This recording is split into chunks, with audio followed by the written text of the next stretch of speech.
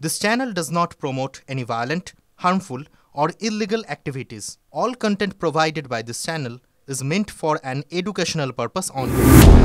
শরীরে ক্যান্সার লুকোচুরি খেলছে না তো?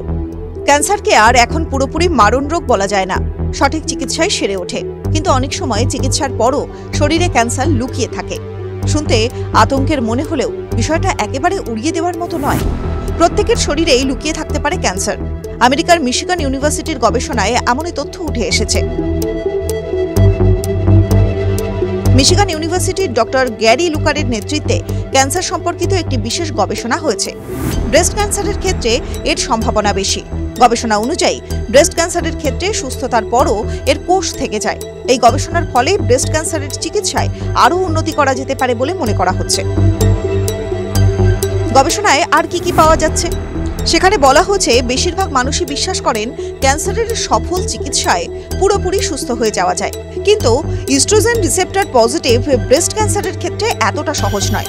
এই ক্যান্সারের কোষগুলি বোন ম্যারোতে বছরের পর বছর থেকে যেতে পারে, এমনকি 10 বছরও বেঁচে থাকতে পারে বলে গবেষণায় জানায়।